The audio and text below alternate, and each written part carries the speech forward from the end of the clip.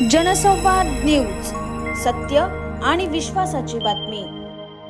देखिए, उल्लासनगर में विधानसभा का जो चुनाव है वो शांतिपूर्वक होना चाहिए।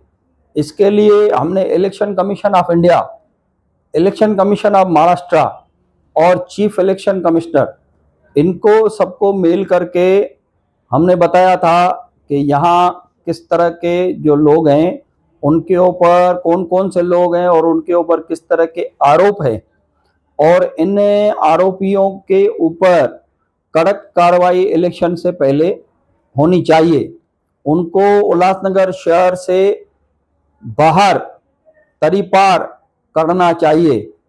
तो उल्लासनगर में जो मतदान कल यानी 20 तारीख को होने वाला है वो शांतिपूर्वक होगा। ये बात हमने भी सुनी है और कई प्रेस के माध्यम से भी हमें मालूम पड़ी है, कई न्यूज़पेपर में भी आई है कि कुछ 40 लोगों को उन्होंने नोटिस दिया है, जिसमें से 18 लोगों को उन्होंने तरीपार भी किया है। लेकिन हमें अभी तक उनकी कोई भी यादी नहीं मिली है। मैंने भी कई पत्रकारों से बात की कि आपके पास कोई ऐसी यादी है तो हमें दें, लेकिन किसी के पास भी वो यादी अभी तक दी नहीं गई है। सूत्र हमें बता रहे हैं कि कमलेश निकम को, गुड्डू राय को और कुछ लोगों को तरीपार किया गया है, किसको 2 दिन के लिए, किसी को 3 दिन के लिए। और अगर वो यादी हमें मिलती है तो हम उन लोगों को ऊपर नज़र रखेंगे, और अगर वो उल्लासनगर में देखे जाएंगे तो हम पुलिस को इन्फॉर्म कर सकते हैं। हमारे कार्यकर्ता पुलिस को इन्फॉर्म कर सकते हैं कि वो लोग यहाँ घूम रहे हैं। तो पुलिस प्रशासन से मेरी विनती है कि जो यादी है वो सभी को सार्वजनिक रूप से दी जानी चाहिए। सर, ऐसी भी जानकारी है कि उन लोगों से काफी लोगों को खतरा है, जिसकी वजह से पुलिस डिपार्टमेंट ने इस प्रकार का कार्य किया है। तो क्या आपको लगता है कि आपकी किसी पार्टी के किसी व्यक्ति विशेष को कोई तकलीफ हो सकती है?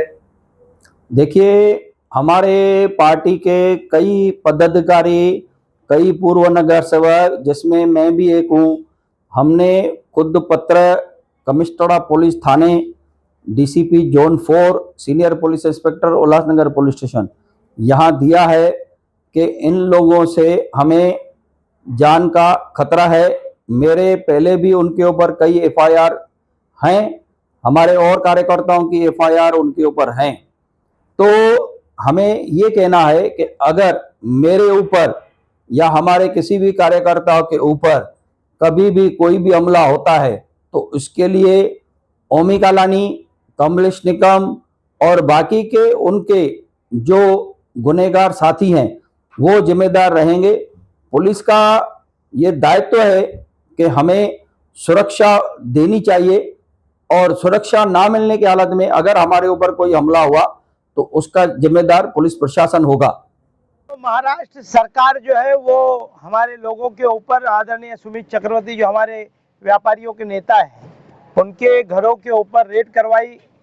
उसके बाद हमारे लोगों को आए दिन पुलिस तंग कर रही है। पुलिस का मनमानी कारोबार चल रहा है।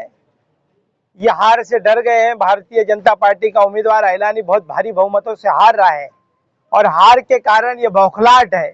और उनके जो नेता हैं वो इस तरीके के स्टेटमेंट दे रहे, मैं कहाँ पर भी, मुझे तड़ीपार की कोई भी ऐसी नोटिस पुलिस प्रशासन द्वारा दी गई नहीं है।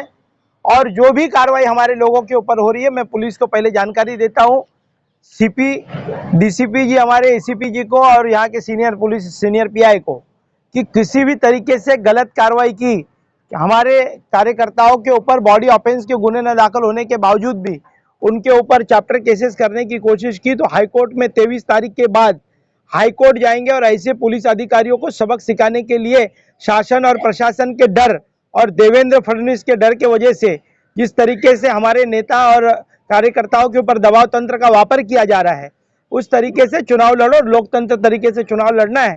सभी लोगों को अपने अपने लोकतंत्र, अपनी अपनी विचारधाराओं को लेकर घर तक जाना है, ना कि हमारे कार्यकर्ताओं को इस तरीके की हुई तो पुलिस प्रशासन को इसका खामियाजा भुगतना पड़ेगा और हाईकोर्ट में उनको जवाब देना पड़ेगा। हाईकोर्ट में हमारे सभी एडवोकेट्स वहां पर पिटीशन बनकर हमारी रेडी है। 23 तारीख को जो भी गलत कार्रवाई होगी उसके ऊपर हाईकोर्ट जाएंगे और संबंधित पुलिस विभाग के अधिकारियों को हाईकोर्ट में हम दिखाएंगे कि क्या होता है कानून।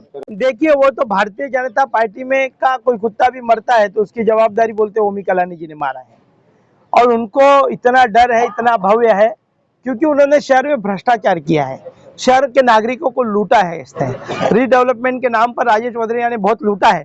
हमारे गौर गरीबों के ATP, Hindi school, क्रिटी care, Vadar colony, Azad Nagar को 120 फुट रोड करो, इसके लिए इन लोगों ने बहुत अच्छे तरीके से लेटर दिया था। वो लेटर हमने लोगों को दिखाया, जनता को दिखाया है।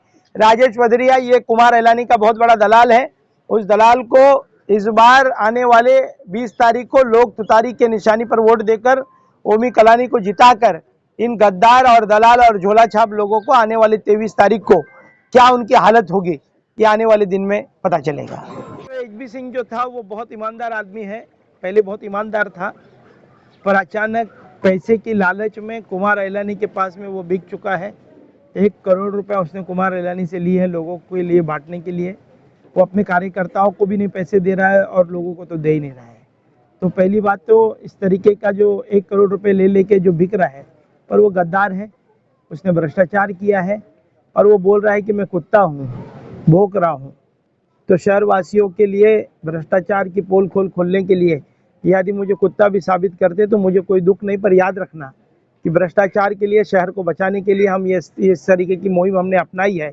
और इन लोग जो भी मेरे ऊपर आरोप लगा रहे हैं, ना मैं तड़ीपार हूँ, पुलिस प्रशासन ने मुझे अब तक ना कोई नोटिस दी है, और बात रह गई कुत्ते की, तो अभी तक मैंने भोंका है, 23 तारीख को मैं काटने वाला हूँ। जनसंवाद न्यूज, सत्य आणि विश्वासाची बातमी। आजच सबस्क्राईब करून बेल आयकॉनला क्लिक करा आणि पहा ताज्या घडामोडींचा अचूक अंदाज आपल्या मोबाईलवर।